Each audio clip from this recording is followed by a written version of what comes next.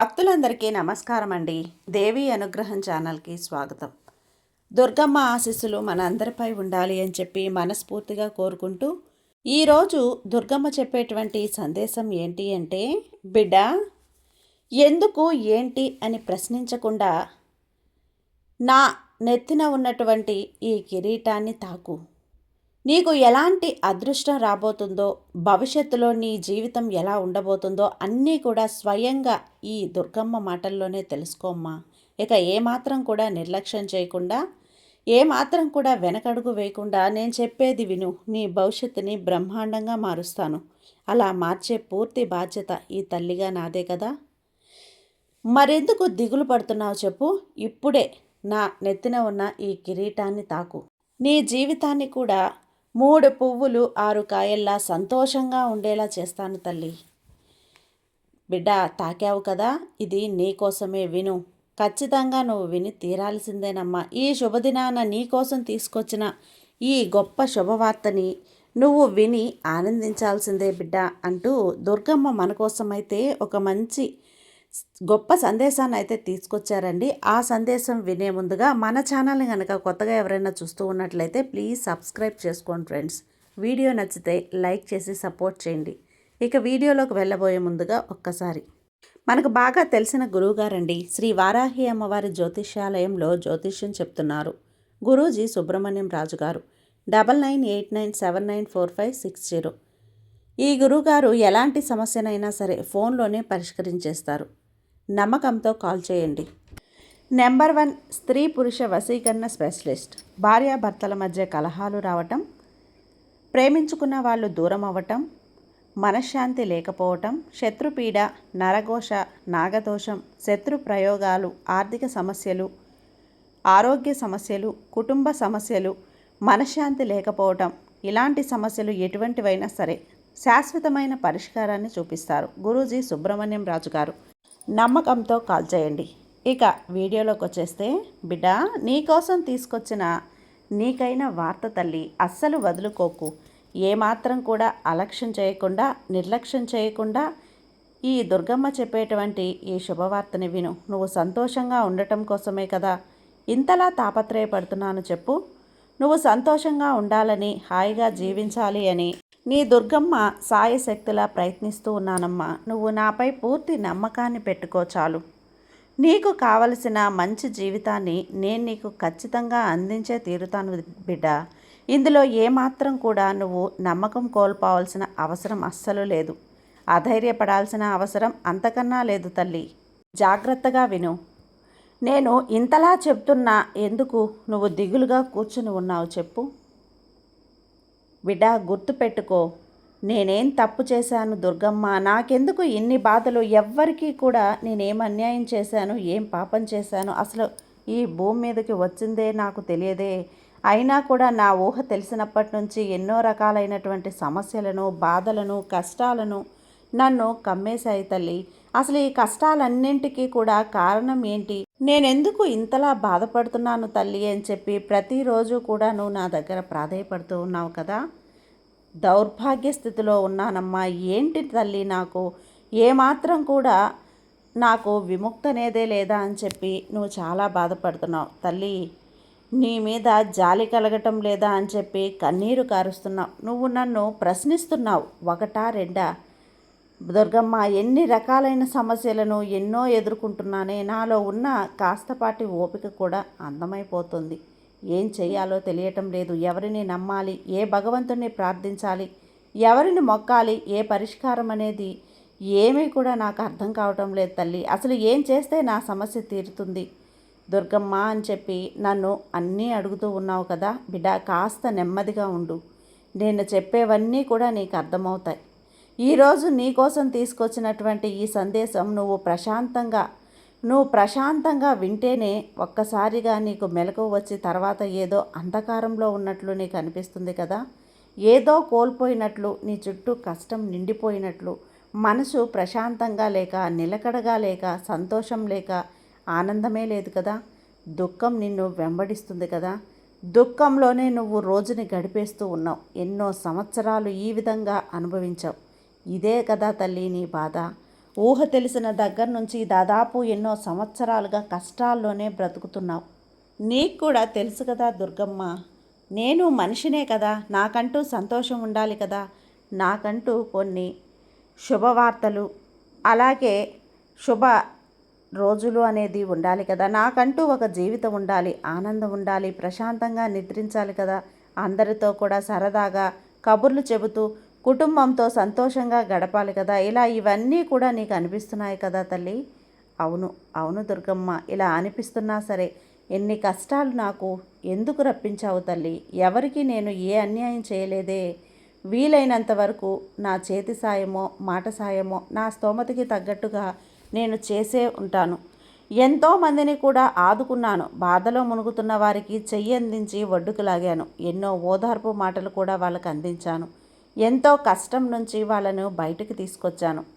కానీ నాకెందుకు, నాతో కాసేపు మాట్లాడినా సరే వాళ్ళకి ఎంతో ఉత్సాహం అనేది వచ్చేలా చేశాను, కష్టమంతా కూడా వెళ్ళిపోయేటట్లుగా వాళ్ళకి హాయిగా ఉంటుందని నాతో చెప్పి వాళ్ళు సంతోషంగా ఉండేవాళ్ళు. అలాంటిది నా మనసుకి మాత్రం నా కష్టం నుంచి వెళ్ళిపోయేటట్లుగా ఏ రోజు అనిపించలేదే. ఏంటి తల్లి ఇది, రేపటి రోజైనా రేపటి నెలైనా సరే నా కలలన్నీ నిజమవుతాయా?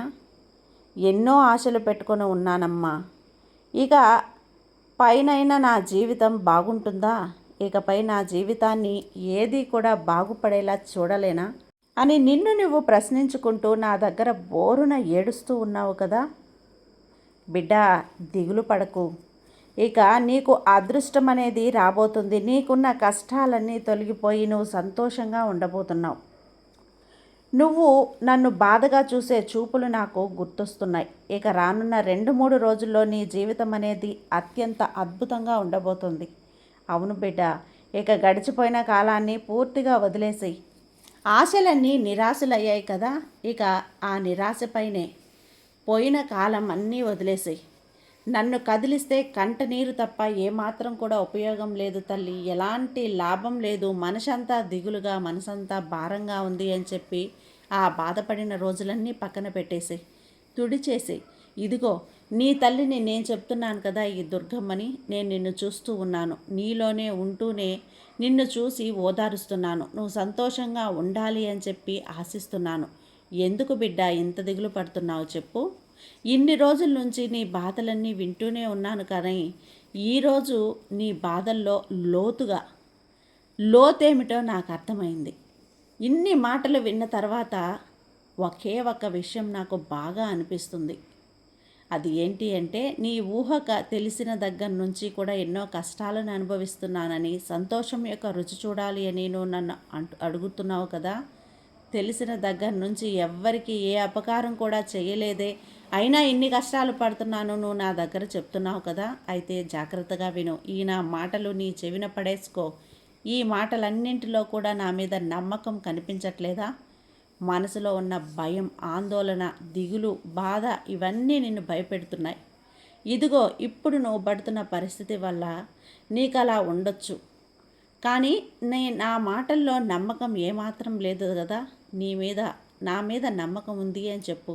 ఇప్పుడు నువ్వు చెబుతున్నా నిజంగా నా మీద నీకు నమ్మకమే ఉంటే ఇక దిగులు పడకు. రానున్న రోజులు అద్భుతంగా ఉన్నాయి, రాసి పెట్టుకో తల్లి. నేను అన్నీ కూడా జరిపించే తీరుతాను. నేను అన్నీ కూడా నీ జీవితాన్ని అద్భుతంగా మార్చబోతున్నాను. ఈరోజు ముఖ్యంగా నీతో ఒక మాట చెప్పాలి, లేకపోతే నువ్వు చాలా నష్టపోతావు తల్లి. బిడ్డ, ఇది నీ జీవితానికి సంబంధించిన ఒక ముఖ్యమైన రహస్యం. ఇన్ని రోజుల నుంచి ఈ దుర్గమ్మ సందేశాలన్నింటినీ వింటున్నావు కదా, అయితే ఈరోజు కూడా ఈ మాట విను.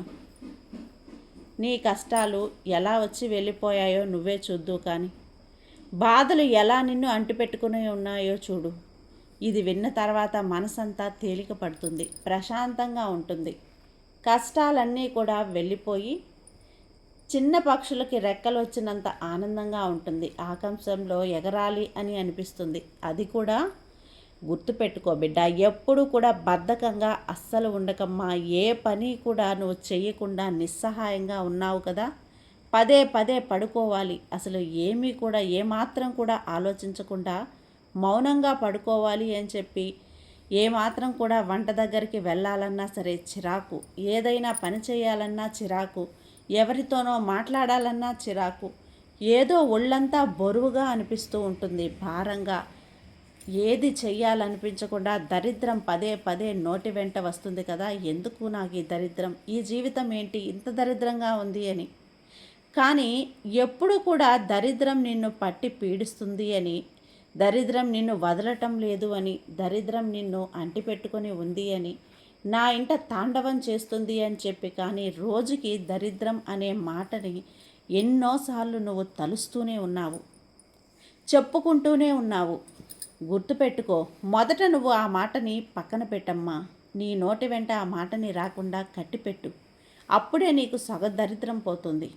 నీ జీవితం నుంచి ఇక తర్వాత నిద్ర లేచిన వెంటనే 1-2 సార్లు నీ అరచేతిని రుద్దుకొని నీ ముఖానికి అద్దుకో. నీకిష్టమైన నీ దుర్గమ్మ రూపాన్నో నీ దైవ రూపాన్నో తలుచుకొని అరచేతిలోనే చూసుకో.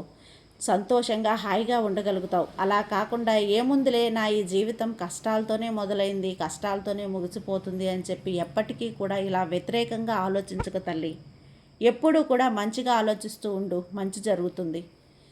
అలా కాకుండా నువ్వు నాకు జరగదు, నాకు రాలేదు, నాకు ఇది లేదు, నేనేమీ చేయలేను అని ఎప్పుడూ కూడా ఇలా వ్యతిరేకంగా మాట్లాడుతూ ఉంటే ఎలా చెప్పు తల్లి. అందుకే నువ్వు ఎప్పుడూ కూడా అనవసరమైన ఆలోచనలు చేయకుండా మంచిగా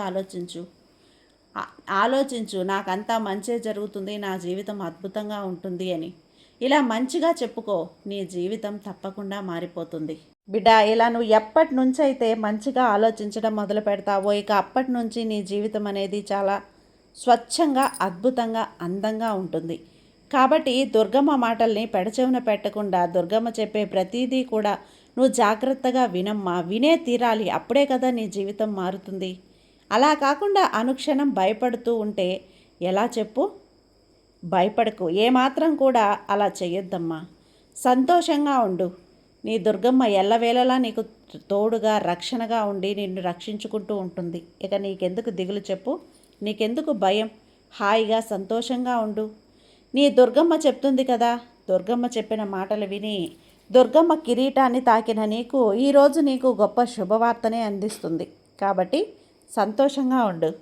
సర్వే జన సుఖినో భవంతు. జై దుర్గమ్మ.